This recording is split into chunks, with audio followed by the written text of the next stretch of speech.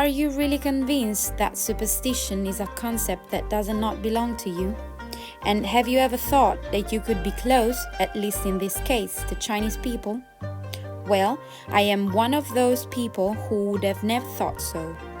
The choice of the topic came after my experience in China, which allowed me to take a close look at Chinese culture and thought, and to remain increasingly fascinated by the Eastern world. Hence, the desire to try to unite two of the places that occupy a place in my heart, Naples and China. Napoleon feared black cats, Socrates the evil eye, Julius Caesar dreaded dreams. When the first man woke up in the night and raised his eyes to the sky, he saw it full of shining stars. His amazement was immense. Who had the power to light the stars, the sun, and the moon? This is how gods were born. The first concept of religion, and with it superstition, developed.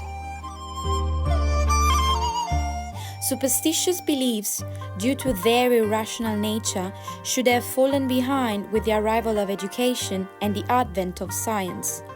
Yet, how many of us have changed an attitude, a road, or something else in order not to run into bad luck? In one way or another, we have all found ourselves in such situations.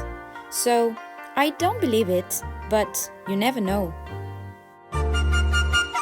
The fear of a black cat crossing one's path dates back to the Middle Ages. In Egypt, around 3000 BC, all cats, including black ones, were held in high esteem.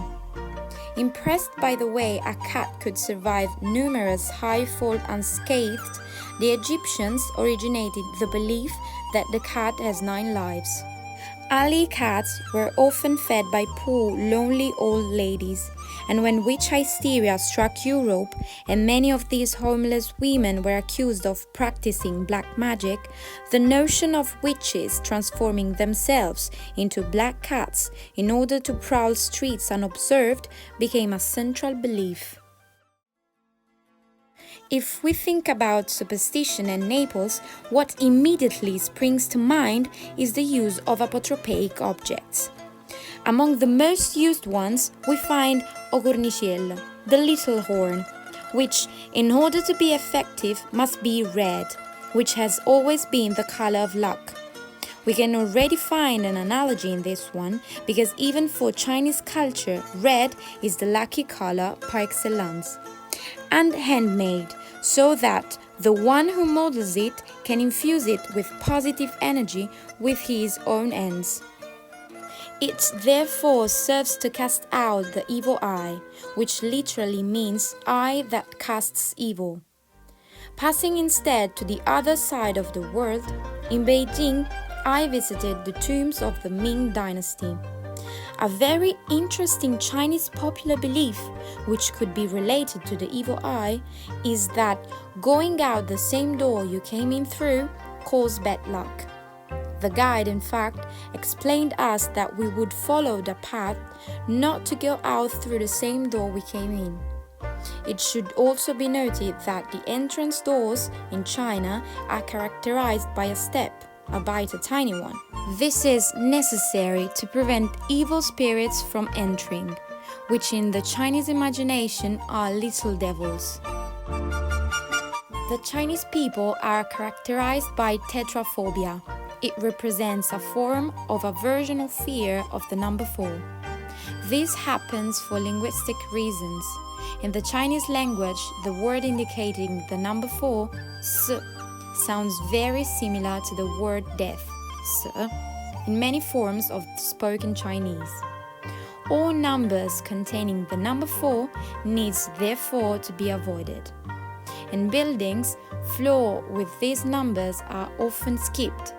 At wedding lunches or other convivial occasions, the numbering of table 4, 14, 24, etc. is often avoided. Western cultures, on the other hand, are triskaidekaphobic, which is the unreasonable fear of the number 13. It can be puzzling to be 13 at the table, especially when this is due to the unexpected arrival of a 13th guest, as if he were taking the place of Judas. These beliefs are often combined with Friday, probably of religious origin, since it's the day of Christ's death. The latter, however, has its origin, or at least prevails, in the Anglo-Saxon world. In fact, in Italy, Friday the 17th is their lucky day. Nowadays, superstition makes us smile and is seen as a purely ignorant concept. Yet, despite the advent of education and scientific evolution, many people continue to believe in it.